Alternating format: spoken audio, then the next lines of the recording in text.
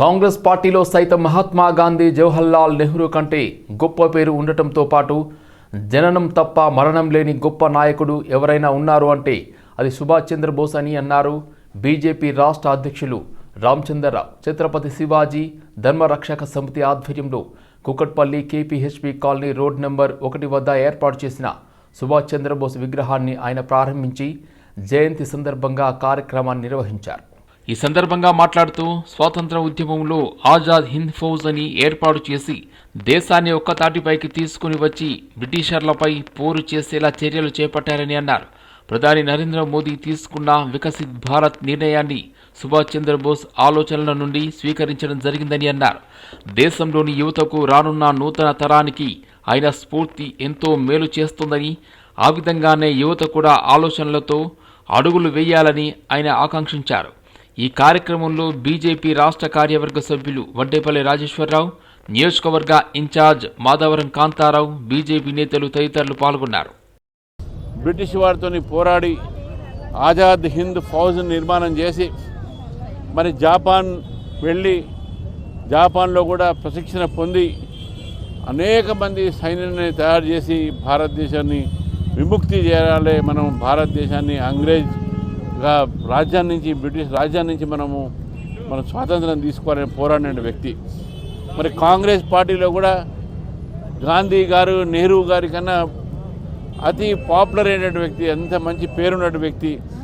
మరి వారు దేశం కోసము సర్వత్రం త్యాగం చేసినటువంటి ఒక నేతాజీ సుభాష్ చంద్రబోస్ ఈరోజు మన యువతకు, మన దేశంలో ఉన్నటువంటి ఒక రానున్న తరానికి, గత తరానికి ఒక ఆదర్శంగా ఉన్నటువంటి వ్యక్తి. కాబట్టి మన అందరం కూడా ఈ సందర్భంగా నేతాజీ సుభాష్ చంద్రబోస్ ఒక ఆశయాలని ముందుకు తీసుకుపోదాం, దేశభక్తితో దేశాన్ని వికసిత భారత్ వైపు తీసుకుపోదాం. సేమ్ నరేంద్ర మోదీ గారి ఆలోచన కూడా నేతాజీ సుభాష్ చంద్రబోస్ ఆలోచన. వారు దేశము స్వాతంత్రం పొంది మనము ఆర్థికంగా స్వతంత్రంగా ఉండాలని ఆలోచించారు. నరేంద్ర మోదీ గారు కూడా ప్రపంచంలో ఏ దేశం మీద కూడా ఆధారపడకుండా ఆత్మనిర్భర్ భారత్గా, వికసిత భారత్గా వారు ఆలోచించేటటువంటి విధానం ఏతుందో అది కూడా నేతాజీ సుభాష్ చంద్రబోస్ దగ్గర నుంచి తీసుకున్నటువంటి ఒక స్ఫూర్తి అనే విషయాన్ని తెలియజేస్తూ మరి నేతాజీ సుభాష్ చంద్రబోస్ జయంతి సందర్భంగా రంగారెడ్డి జిల్లా ఇబ్రహీంపట్నం ఎమ్మెల్యే మల్రెడ్డి రంగారెడ్డి విద్యుత్ అధికారుల నిర్లక్ష్యం వల్ల ప్రజల ప్రాణాలు ప్రమాదంలో ఉంటున్నాయని ఆగ్రహం వ్యక్తం చేశారు. సంవత్సరాలుగా సమస్యలను పరిగణించకపోవడం ప్రజలకు హానికరంగా ఉందని అన్నారు. త్వరలోనే సమస్యలను పరిష్కరించేందుకు విద్యుత్ అధికారులకు హుకుం జారీ చేయాలని హెచ్చరించారు. విద్యుత్ అధికారులు, మున్సిపల్ అధికారులు కలిసి ప్రజల సమస్యలను పరిష్కరించకుంటే వెంటనే బర్తరాఫ్ చర్యలు తీసుకోవాలని ఉన్నతాధికారులకు ఫోన్ ద్వారా తెలియజేశారు. ఎమ్మెల్యే రంగారెడ్డి ఈ చర్య ద్వారా ప్రజలకు భద్రతను, నిరంతర విద్యుత్ సరఫరాను కాపాడాలని లక్ష్యంగా పెట్టుకున్నారు. ఏ గ్రామానికి వెళ్ళినా, ఏ సందుకి వెళ్ళినా, ఏ గల్లీకి వెళ్ళినా ఒకరోకు డ్రైనేజ్ వ్యవస్థ లేదు, ఒకరోకేమో కరెంటు వైర్లన్నీ భూములకు అందుతున్నాయి, ఇంకొకరోకేమో వాళ్ళకు కష్టమైన పని ఉంది. నిజంగా ఈ లోపల చూస్తే నేను ముందు నుంచి చెప్తున్నా, ఇబ్రాహీంపట్నాన్ని సర్వనాశనం చేసారు దుర్మార్గులని. సర్వనాశనం చేసిన దుర్మార్గులు ఓట్ల నాడు వచ్చి డబ్బులు అడుగుతారు, తీస్తారు. వాళ్ళు పేదోళ్ళకు తెలియక వాళ్ళ చేసుకుంటారు. నేను చూస్తుంటే అధ్వానంగా ఉంది. అధికారులు మా వాళ్ళు ప్రభుత్వంలో ఉంటే మాదే బాధ్యత, వాళ్ళని కూడా అన్ని విధాలు చూడడం. కానీ వాళ్ళు పని చెయ్యకపోతే డిపార్ట్మెంట్కు చెప్పాల్సినటువంటి బాధ్యత కూడా మాదే. నేను ఈరోజు చూసిన వాళ్ళు సరిగ్గా పని చేస్తే మంచిదే, వాళ్ళకు మెటీరియల్ లేకపోతే మేము ఇప్పిస్తాం. కానీ ఎవరు ఆఫీసులలో కూర్చొని ఇక్కడ బయటికి రాకపోతే అది కష్టమైన పని. మా అధికారులు మీద ఉండి చెప్తున్నారు, వీళ్ళు చెయ్యలేదు అనుకోండి కింద చెక్ చేసుకోవాల్సినటువంటి అవసరం ఉంది. ఇప్పుడు నేను వచ్చినప్పుడే చూడాలి అంటే నేను గల్లీకి ప్రతి గల్లీ అన్ని గల్లీలు తిరిగి చూడలేను కదా, వచ్చినప్పుడు చూస్తాను. ఇప్పుడు ఏఈలు ఉంటారు, ఏడీలు ఉంటారు, ఎలక్ట్రిసిటీకి డిఈ ఉంటాడు, ఎస్సీ ఉంటాడు, సిఈ ఉంటాడు. వాళ్ళ డిపార్ట్మెంట్ బాధ్యత. మెటీరియల్ లేకపోతేనో 10 సంవత్సరాల నుంచి కింద వైర్లు అంతుంటే మీరు అది ఫోటో పెట్టుకోండి. కంటోన్మెంట్ బోర్డు సమావేశం సికింద్రాబాద్లోని బోర్డు కార్యాలయంలో బ్రిగేడియర్ రాజీవ్ అధ్యక్షతన నిర్వహించారు. ఈ సమావేశంలో కంటోన్మెంట్ ఎమ్మెల్యే శ్రీ గణేష్ పాల్గొని నియోజకవర్గ అభివృద్ధి, ప్రజలు ఎదుర్కొంటున్న పలు సమస్యలను అధికారుల దృష్టికి తీసుకువచ్చారు. ప్రజాస్వామ్యాన్ని, పార్లమెంటరీ వ్యవస్థను గౌరవిస్తాం కాబట్టి దీక్షలో ఉన్నా కూడా ఈరోజు బోర్డు మీటింగ్కు హాజరయ్యాను. బోర్డు మీటింగ్లో కూడా ఈ విలీనం గురించి అధికారులతో చర్చించి కేంద్ర ప్రభుత్వం దృష్టికి తీసుకెళ్లాలని, ఇక్కడి ప్రజల ఆకాంక్ష అయిన విలీనాన్ని వెంటనే పూర్తి చేయాలని చెప్పడం జరిగింది. రామన్నకుంట చెరువును అభివృద్ధి చేయడానికి రాష్ట్ర ప్రభుత్వం నిధులు కేటాయించినా ఇప్పటి వరకు ఎన్ఓసి రాలేదని, తొందరగా ఎన్ఓసి వచ్చేలా చూడాలని అధికారులతో చెప్పడం జరిగిందని తెలిపారు.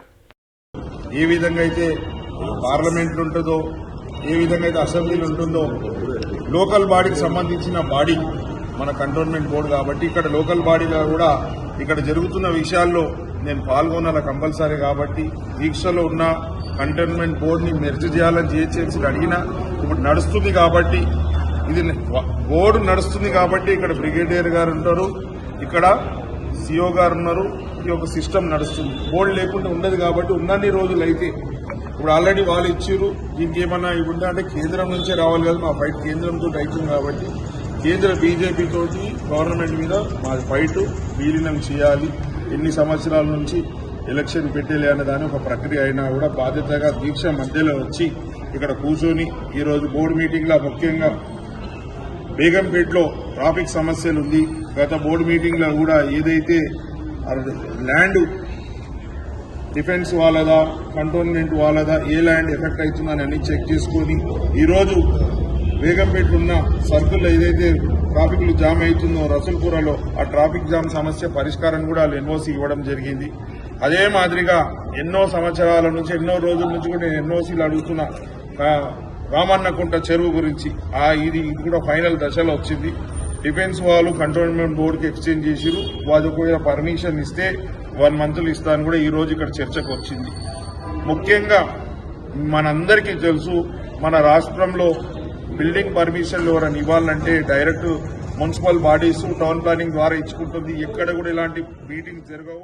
సికింద్రాబాద్ కంటోన్మెంట్ బోర్డు సాధారణ సమావేశం నిర్వహించారు. ఈ సమావేశంలో నామినేటెడ్ సభ్యురాలు బాన్కా నర్మదా మల్లికార్జున్ ప్రజలకు సంబంధించి పలు ముఖ్య అంశాలపై ప్రసంగించారు. ఎలివేటెడ్ కారిడార్ నిర్మాణంలో భాగంగా కంటోన్మెంట్ భూముల పరిహారం కింద ఇప్పటికే 303 కోట్ల రూపాయలు జమ కాగా ఇంకా 13 కోట్లు రావాల్సి ఉందని తెలిపారు. ఎందుకంటే ఎట్లాగో 303 కోట్లది అయితే మనకు ఉంది కాబట్టి అదనంగా వచ్చినవి మాత్రం రోడ్లకు యూజ్ చేయాలని చెప్పడం జరిగింది. అలాగే ఈరోజు మా ఇటల రాజేందర్ అన్న గారు పేద ప్రజల కోసం కృషి చేసి వాళ్ళైతే జూబ్లీ బస్టాండ్ దగ్గర ఉన్న చిరు వ్యాపారులది అంటే ఇన్ని రోజుల నుండి వాళ్ళకు పర్మనెంట్గా లేదు, ఏదో పాపం వేసుకొని ఎప్పుడు పోతుందో ఏదో అన్న విధంగానే వాళ్ళు ఎన్నో రోజుల నుండి భయంగా ఉండేవాళ్ళు. దానికి కానీ కంటోన్మెంట్ బోర్డు వాళ్ళ రూల్స్ ప్రకారం అన్ని తీసేయడం జరిగింది. ఇప్పుడు పర్టికులర్గా వాళ్ళ కోసం ఎస్టీ కమిషన్తో మాట్లాడుతూ ఢిల్లీలో వీళ్ళకి ఆర్డర్ తీసుకొని వచ్చిండ్రు మా ఎంపీ గారు. అక్కడ ఆ గొప్పతనం అంటే ప్రజల కోసం ప్రతి నిమిషం ప్రజలల్లో ఉండి ప్రజల కష్టాలను తన కష్టంగా తీసుకొని వాళ్ళకు మేలు చేసే విధంగా మా ఎంపీ గారు ఉంటారు. ఇట్లాంటి నాయకులు ఉంటే దేశం ఎంతో ముందుకు పోతుంది, ఇంకా ఎంతో అభివృద్ధిలోకి పోతుందని నేను తెలియజేస్తున్నాను. దేశంలో దేశ ప్రధాని నరేంద్ర మోడీ గారు ఎట్లా ఆలోచిస్తున్నారో అలాగే మన కంటోన్మెంట్, మా పార్లమెంట్ నియోజకవర్గం, మా బీజేపీ ఎంపీ గారి ఇటల రాజేందర్ అన్న గారు కూడా ఈ ప్రజల కోసం అంత ఆలోచిస్తుండని చాలా సంతోషంగా ఉంది మాకు ఈరోజు. ఎందుకంటే ఆ పేద ప్రజలకంటే ఒక రూల్స్ ప్రకారం మనము వాళ్ళకు ఎవరెవరైతే ఇంట్లో అవి షాపులు పోయినాయో వాళ్ళకు ప్రక్రియతో వాళ్ళందరికీ ఇచ్చే విధంగా మేము బోర్డులో. ఫోన్ ట్యాపింగ్ కేసులో సిట్ విచారణ సీరియల్లా సాగుతుందని కేంద్ర మంత్రి బండి సంజయ్ ఎద్దేవా చేశారు. దొంగే దొంగ అన్నట్లు కేటీఆర్ వ్యవహారం ఉందన్నారు. సిట్ విచారణ పేరుతో కాంగ్రెస్ ప్రభుత్వం నాటకాలు ఆడుతుందని విమర్శించారు. కేటీఆర్ సిసిల్ల కేంద్రంగా అక్రమంగా ఫోన్ ట్యాప్ చేయించారు. ఆయన చేసిన దారుణాలతో కొన్ని కుటుంబాలు మునిగాయి. ఫోన్ ట్యాపింగ్ కేసులో ఎలాంటి అరెస్టులు జరగవు. కేసీఆర్ కుటుంబ సభ్యులను అరెస్ట్ చేసే ధైర్యం ఈ ప్రభుత్వానికి లేదు. దేశ భద్రత కోసం జరిగే ట్యాపింగ్కు తెలంగాణలో జరిగిన ఫోన్ ట్యాపింగ్కు సంబంధమే లేదు. మావోయిస్టుల పేరుతో హీరోయిన్లు, వ్యాపారులు, రాజకీయ నేతలు, జడ్జీల ఫోన్లు ట్యాప్ చేశారు. సిట్లో మంచి అధికారులు ఉన్నారు, కానీ ప్రభుత్వం వారికి స్వేచ్ఛను ఇవ్వడం లేదు. ఈ కేసులో ఒక్క రాజకీయ నేతనైనా అరెస్ట్ చేశారా? మా ప్రభుత్వం అధికారంలో ఉంటే కేసీఆర్ కుటుంబ సభ్యులపై చర్యలు చేపట్టేవాళ్ళం. తప్పు చేసిన నేతలు, అధికారులను అరెస్ట్ చేయాలి అని బండి సంజయ్ డిమాండ్ చేశారు. విచారణ ప్రారంభించిన తర్వాత, సిట్ ఏర్పాటు చేసిన తర్వాత ప్రారంభించిన సీరియల్స్, టీవీ సీరియల్స్ మొత్తం అయిపోయినాయి. ది ఎండ్ శుభం పడ్డది. కానీ దీని మాత్రం ఎండ్ లేదు, శుభం లేదు. దీన్ని ఇంకో 3 సంవత్సరాలు ఈ ప్రభుత్వం ఉన్న రోజులు దీన్ని కొనసాగిస్తూనే ఉంటారు. దీని పేరుతో టైంపాస్ చేస్తూనే ఉంటారు. కానీ కాంగ్రెస్ పార్టీ ప్రభుత్వం అనుకుంటుంది ప్రజలు గుర్తిస్తలేరు, మేము ఏదో చేస్తున్నామని ప్రజలు అనుకుంటున్నారు, మమ్మల్ని నమ్ముతున్నారని చెప్పి కాంగ్రెస్ పార్టీ ప్రభుత్వం అనుకుంటున్నది. కానీ ప్రజల లోపల చర్చ జరుగుతున్న విషయాన్ని కాంగ్రెస్ పార్టీ ప్రభుత్వం గుర్తించలేకపోతున్నది. వీళ్ళు కొండందవి ఎలుకను కూడా పట్టలేకపోతున్నారు. ఈ సిట్టు విచారణ చేసే అధికారులకు వీళ్ళు స్వేచ్ఛనివ్వలేదు. రాష్ట్ర ప్రభుత్వంలోని కొంతమంది పెద్దలు చెప్పిన ప్రకారమే సిట్టు అధికారులు వాళ్ళు వ్యవహరించాలని చెప్పి వస్తున్న విషయం వాస్తవం. సిట్టు విచారణ చేస్తున్న అధికారులు నిజంగా నిజాయితీవంతులు, చాలా పవర్ఫుల్, వాళ్ళ మీద ఎలాంటి అనుమానం లేదు. కానీ వాళ్లకు ఎంత స్వేచ్ఛనిచ్చారో అనే విషయంలో మాత్రం ఎలా అనుమానాలు వస్తున్నాయి. రాష్ట్ర ప్రభుత్వము వాళ్ళ మీద జులుం ప్రదర్శిస్తున్న అధికారుల మీద. రాష్ట్ర ప్రభుత్వం ఎవ్వని విలువంటే వాళ్ళు పిలిచే పరిస్థితికొచ్చింది. వాళ్ళు కూడా బాధపడుతున్నారు. సిట్ అధికారులు కూడా ఇవాళ కేసీఆర్ కొడుకును పిలిచారు. సరూర్ నగర్ కార్పొరేటర్ ఆకుల శ్రీవాణిపై మహిళలను చులకనగా చూసే విధంగా వారి గౌరవాన్ని తాకేలా చేసిన వ్యాఖ్యలు మహిళా లోకానికి తీరని అవమానమని తీవ్ర నిరసన వ్యక్తమైంది. మహిళల గౌరవం రాజకీయ వ్యాఖ్యలకు లేదా వ్యక్తిగత విమర్శలకు అంశం కాదని స్పష్టంగా పేర్కొన్నారు. ఈ అంశంపై అసదుద్దీన్ ఓవైసీ చేసిన వ్యాఖ్యలు మహిళలను తక్కువగా చూపించేలా, వారి వ్యక్తిగత గౌరవాన్ని అవహేళన చేసే విధంగా ఉన్నాయని నిరసనకారులు అభిప్రాయపడ్డారు. ప్రజాప్రతినిధులు చేసే వ్యాఖ్యలు సమాజంపై ప్రభావం చూపుతాయని, అలాంటి బాధ్యతాయుతమైన స్థానంలో ఉన్నవారు సంయమనం పాటించాలని అన్నారు. మహిళలను అవమానించే వ్యాఖ్యలు సమాజంలో తప్పుడు సంకేతాలను పంపుతాయని, ఇవి రాజ్యాంగ విలువలకు, మహిళా సాధికారత భావనకు పూర్తిగా విరుద్ధమని పేర్కొన్నారు. మహిళల గౌరవాన్ని కాపాడడం ప్రతి ఒక్కరి బాధ్యత అని స్పష్టం చేశారు. ఇలాంటి వ్యాఖ్యలపై కఠిన చర్యలు తీసుకోవాలని, భవిష్యత్తులో ఈ తరహా వ్యాఖ్యలు పునరావృతం కాకుండా చూడాలని వారు డిమాండ్ చేశారు. అయితే ఈ ముస్లిం కార్పొరేటర్స్ కూడా ఉన్నారు మహిళలు అక్కడ కూడా. కాకపోతే ఒక ఎంపీ దానిపైన స్పందించి అసభ్యకరంగా మాట్లాడడం, తన ఇంట్లో సింబల్ క్యాహే అని మాట్లాడడం కూడా కించపరిచేలాగా, మహిళల్ని కించపరిచేలాగా ఉంది. ఇప్పుడు మహారాష్ట్రలో మాట్లాడినప్పుడు ఎంపీ గారు మాకు 15 మినిట్ అయితే చాలు, ఏంటో మేము చూపిస్తాం అన్నప్పుడు మరి మా హిందూ మనోభావాలు కూడా దెబ్బతింటాయి కదా. అంటే ఒక హిందూ మనోభావాలు దెబ్బతీసినప్పుడు మీరు ఎలాగైతే పతంగి గురించి మాట్లాడినప్పుడు మీ మనోభావాలు దెబ్బతింటే హిందువుల మేము కూడా మనోభావాలు దెబ్బతిని మేము కూడా మాట్లాడతాం. అంటే ఒక మహిళ పట్ల ఇలా మాట్లాడడం అది కరెక్ట్ కాదు. మూర్ఖుడు ఎంఐఎం మూర్ఖుడు చేసిన అనుచిత వ్యాఖ్యలపై ఉమెన్ కమిషన్లో కంప్లైంట్ చేయడానికి వచ్చాము. ఎందుకంటే వీళ్ళు ఇదివరకే పోలీస్ స్టేషన్లో వెళ్ళి కంప్లైంట్ ఇచ్చినా కూడా ఇంతవరకు కూడా ఎఫ్ఐఆర్ చేయడానికి భయపడుతున్నారు. అంటే ఏంటి దీని వెనకాల? వాళ్ళ వెనకాల గవర్నమెంట్ ఉందనే ఒక భయమా మరి ఏంటో నాకు అర్థం కావట్లేదు. అంటే ఫోన్ వస్తే ఫోన్ తీయకండి అని చెప్తారా ఎవరైనా? దానికి మీరు ఏం చేయాలి, పరిష్కారం ఎట్లా అనేది మీరు ఆలోచించుకోవాలి. కానీ అరే మూర్ఖుడా, నువ్వేమంటున్నావు? తమ్ముడు అందగాడు అంటున్నావా? నీ తమ్ముడు మొహబ్బత్ అంటున్నావా? మొహబ్బత్ ఎట్లా ఉంటుందో అప్పుడు కిరణ్ కుమార్ రెడ్డి చూపించిండు కదా. ఇంకా సిగ్గులేదా మీకు? మళ్ళా కూడా త్వరలో మా ప్రభుత్వమే వస్తుంది. కిరణ్ కుమార్ రెడ్డి ఎక్కడో పోడు, మళ్ళీ వస్తాడు, మళ్ళీ మీకు సుక్కలు చూపిస్తాడు. ఆ రోజు దగ్గరలోనే ఉన్నది. వికారాబాద్ పట్టణం 32వ వార్డ్ శివరాం నగర్ కాలనీలో మాజీ ఎమ్మెల్యే మెతుకు ఆనంద్ సమక్షంలో బీఆర్ఎస్ పార్టీలో భారీగా చేరికలు జరిగాయి. ఈ కార్యక్రమంలో నవీన్ మాట్లాడుతూ గతంలో బీఆర్ఎస్ ప్రభుత్వం ఉన్న సమయంలో శివరాంనగర్ కాలనీలో సంక్షేమ పథకాలు అభివృద్ధి కార్యక్రమాలు విస్తృతంగా జరిగాయని తెలిపారు. కాంగ్రెస్ ప్రభుత్వం వచ్చి 2 ఏళ్లు గడిచినా ఇప్పటి వరకు ఎలాంటి అభివృద్ధి జరగలేదని విమర్శించారు. ఈ సందర్భంగా నవీన్ కుమార్, శ్రీనివాస్ రెడ్డి, జమాల్దీన్, రవి, అనిల్, సుధాకర్ రెడ్డి తదితరులు బీఆర్ఎస్ పార్టీలో చేరారు.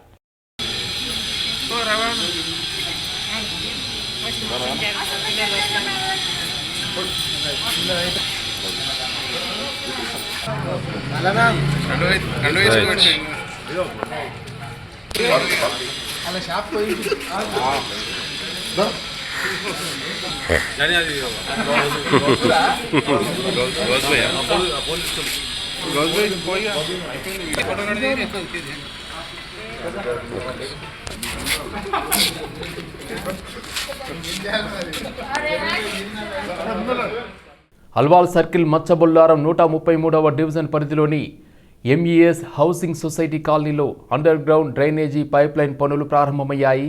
స్థానిక కార్పొరేటర్ రాజ్ జితేందర్ నాథ్ కొబ్బరికాయ కొట్టి పనులను అధికారికంగా ప్రారంభించారు. ఈ సందర్భంగా కార్పొరేటర్ రాజ్ జితేందర్ నాథ్ మాట్లాడుతూ ఎంఈఎస్ కాలనీ వాసులు స్వచ్ఛందంగా ప్రతి ఇంటి నుండి 20,000 చొప్పున నిధులు సమకూర్చి మొత్తం 32 లక్షల వ్యయంతో డ్రైనేజీ పైప్లైన్ పనులను చేపట్టుకున్నారని తెలిపారు. కాలనీ వాసుల సహకారం అభినందనీయమని అన్నారు. డ్రైనేజీ పనులు పూర్తయిన వెంటనే కాలనీ వాసుల కోరిక మేరకు మాజీ ఎమ్మెల్యే మైనంపల్లి హనుమంతరావుతో మాట్లాడి సీసీ రోడ్డు పనులను కూడా ప్రారంభించేందుకు చర్యలు తీసుకుంటామని ఆయన హామీ ఇచ్చారు. ఈ కార్యక్రమంలో కాలనీ అధ్యక్షుడు చంద్రశేఖర్ రెడ్డి, బాలరెడ్డి, సుబ్బారావు, అలాగే స్థానిక కాంగ్రెస్ పార్టీ నాయకులు బొబ్బిలి సురేందర్ రెడ్డి, శ్రీశైలం యాదవ్, విష్ణు, వెంకటేష్ తదితరులు పాల్గొన్నారు. 20,000 వేసేసుకొని 32 lakhs తోటి మరి డ్రైనేజ్ సిస్టమ్ని వాళ్ళు నిర్మించుకుంటున్నారు. దీనికి ఇప్పుడు కూడా అవుట్లెట్ లేదు. యాక్చువల్లీ దీనికి అవుట్లెట్ కోసము మైనంపల్లి గారు ఆల్రెడీ లాస్ట్ ఇయర్ తన టర్మ్ కాకముందే ఒక 12 crores బాక్స్ డ్రైన్ కానివ్వండి, లేకపోతే ఆర్సీసీ పైప్ లైన్, ఇవి 2 కూడా ప్రపోజల్ పెట్టాము. అవి ఇంకా ఏమీ కూడా ఇంకా ఫైనల్ కాలేవు. మరి మైనంపల్లి గారు కూడా వీళ్ళందరినీ లాస్ట్ టైం కలవడం జరిగింది. డెఫినెట్లీ మైనంపల్లి గారు అది మన కమిషనర్ తోటన్నా మినిస్టర్ తోటి మాట్లాడి, మన జిల్లా మినిస్టర్ శ్రీధర్ బాబుతో మాట్లాడి ఈ ప్రాజెక్ట్ కంప్లీట్ చేస్తానని. అప్పటి వరకు వీళ్ళది ఇప్పుడు మన సాయి సూర్య కాలనీలో వీళ్ళ అవుట్లెట్ వెళ్తున్నది. మరి ఇక్కడ ఉన్న కాలనీస్ అన్నీ, ఇక్కడ కింద దిగువ ఉన్న కాలనీస్ కాశీపురం కానివ్వండి, గ్రీన్ పార్క్ కానివ్వండి, ఇంకా కిందికి అక్కడ మన కుత్బులాపూర్ సైడ్ వెళ్ళే డ్రైనేజ్ కానివ్వండి, ఇవన్నిటికి కూడా అవుట్లెట్ ఇది ఒకటే ఉన్నది. ఎందుకంటే ఇక్కడ పక్కనే ఈ మిలిటరీ కంటోన్మెంట్ ఏరియా ఉన్నది. వాళ్ళు ఈ వాటర్ అంతా అక్కడ రానివ్వట్లేదు. బట్ ఈ ప్రాజెక్ట్ కంప్లీట్ కాగానే ఈ లైన్స్ అని ఏవైతే డ్రైనేజ్ లైన్స్ వీళ్ళు మేము ఎంఏఎస్ కాలనీ ఓల్డ్ అల్వాల్ నుంచి ఈ కార్యక్రమం మొదలైంది. ఇది మా సొంత నిధులతో సెంట్రల్ డ్రైనేజ్ అనేది స్టార్ట్ చేసుకుంటున్నాము. దీని ఇనాగ్రేషన్కి జితేంద్ర గారిని పిలిచాము. ఆయన ఎంతో ఉత్సాహంగా మాకు సపోర్టివ్గా వచ్చి ఇది ఇనాగ్రేషన్ స్టార్ట్ చేశారు. ఇది అయిపోయిన తర్వాత ఆయన పర్మిషన్ ఇస్తే ఆయన అనుమతించి రోడ్లు వేయించాలని కోరుతున్నాం. మునుగోడు నియోజకవర్గంలో మద్యం షాపుల సమయపాలన విషయంలో మరోసారి MLA Komatireddy Rajagopal Reddy versus excise department మధ్య వార్ ముదురుతుంది. తన నియోజకవర్గంలో మద్యం షాపుల సమయపాలన, మద్యం నియంత్రణ విషయంలో ఎట్టి పరిస్థితుల్లో రాజీ పడే ప్రసక్తే లేదని కోమటిరెడ్డి రాజగోపాల్ రెడ్డి వైన్ షాప్ ఓనర్స్కు హుకుం జారీ చేస్తుంటే ఎక్సైజ్ శాఖ మాత్రం అదంతా నైచెల్తా అంటూ దగ్గరుండి మరి ఉదయం 10 గంటలకే వైన్ షాపులను తెరిపిస్తుండటం సంచలనంగా మారింది. దీంతో నియోజకవర్గంలో ఇప్పుడు కోమటిరెడ్డి వర్సెస్ ఎక్సైజ్ శాఖ మధ్య మద్యం రాజకీయం రంజుగా మారింది. పొద్దున్నట్టు వచ్చి తాగి ఇక్కడనే ఉంటారు, పని చేసుకోకుండా పోతున్నారు. మేము అనేది అది ఎమ్మెల్యే గారు ఒక యజ్ఞం తలపెట్టారు. అనవసరంగా దీనికి కూడా మాట్లాడారు.